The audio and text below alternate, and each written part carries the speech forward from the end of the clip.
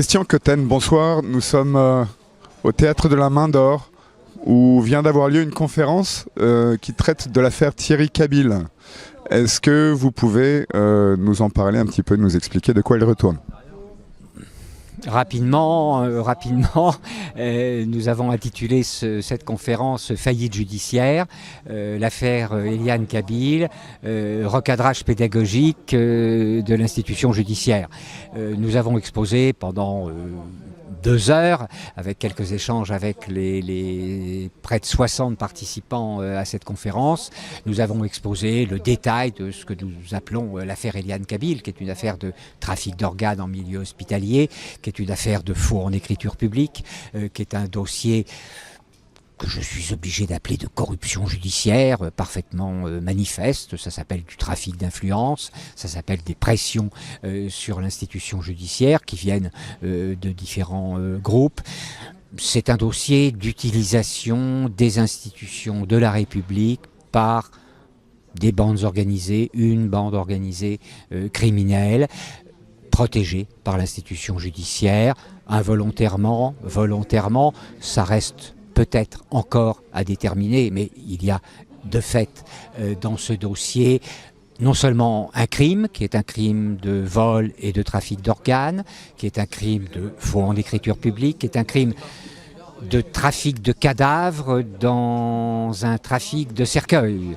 Nous sommes dans ce dossier qui dure depuis 17 ans maintenant, dans plusieurs autopsies successives et une autopsie, par exemple, du côté de 2004 ou 2005, peu importe la date, qui met en évidence une bouillie de plusieurs cadavres dans un cercueil qui n'est pas le cercueil d'origine de la personne défunte et enterrée en février 2001, une dizaine de jours après son décès. Une bouillie de cadavres avec la cage thoracique d'un enfant. Et un cercueil qui a été refermé par l'institution judiciaire avec des punitions des plaignants condamnés à des amendes pour abus de procédure au motif qu'ils ont osé ouvrir la bouche et dire Madame le juge, Monsieur le juge, il y a un problème dans ce dossier. Au jour d'aujourd'hui, le dossier n'est toujours pas traité par l'institution judiciaire qui est en train, depuis plusieurs années, nous avons ouvert des procédures de manière relativement récente, mais quand je dis relativement récente, ça date de 2010, 2014 plus exactement, pardonnez-moi, 2010 c'est un autre dossier. Nous avons ouvert des nouvelles procédures en 2014, rien n'a sérieusement avancé. La seule chose qui a été faite par l'institution judiciaire, c'est de se dépêcher d'additionner les couvercles sur la poubelle, tout simplement parce qu'au fond de la poubelle, il y a du sang, il y a de l'argent, et sur les couvercles de la poubelle, ce sont les magistrats qui sont assis. Et ça, ce n'est plus acceptable, évidemment. Effectivement, c'est intolérable.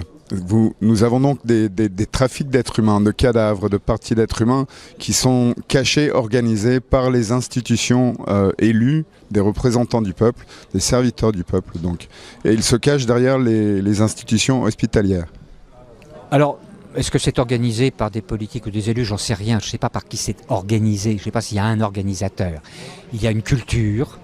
Il y a une culture qui s'est installée, qui consiste à transformer les organes des êtres humains en marchandises. On fait de très bons cosmétiques avec des morceaux de chair humaine. Donc il faut bien les trouver quelque part. On est dans une industrie où le produit de base, c'est de la chair humaine. Morte ou seulement à moitié morte, parce que quel moment est-ce qu'on s'autorise à enlever un organe? Est-ce que c'est la simple déontologie du médecin ou est-ce que c'est le portefeuille qui se remplit de l'entourage du médecin qui décide d'enlever un organe à quelqu'un parce qu'il considère qu'il est effectivement irrécupérable pour la vie et qu'il va mourir dans quelques instants? Qui décide?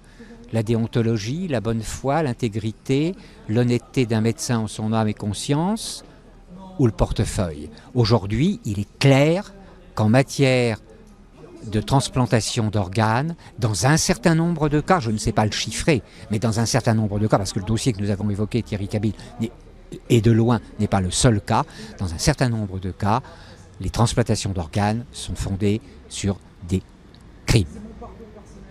Tout simplement sur des crimes, parce qu'à un certain moment, il y a quelqu'un qui décide, on enlève à quelqu'un qui pourrait être parfaitement vivant 8 jours, 15 jours, 6 mois, 10 ans plus tard, s'il était correctement pris en charge, normalement, par l'institution hospitalière. Et ce qui est dramatique dans ce que met en évidence l'affaire Kabyle, c'est que à partir du moment où il y a une dérive médicale à un endroit, le système qui entoure cette dérive met des couvercles, met des voiles. Ça s'appelle... On attend quelques secondes le temps qui passe. Je fais couper. Oui, bien sûr.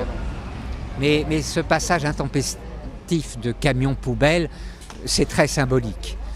Le travail que je tente de faire, c'est de vider quelques poubelles. Merci beaucoup, Monsieur Cotten, pour ces quelques propos. Bonsoir. Merci.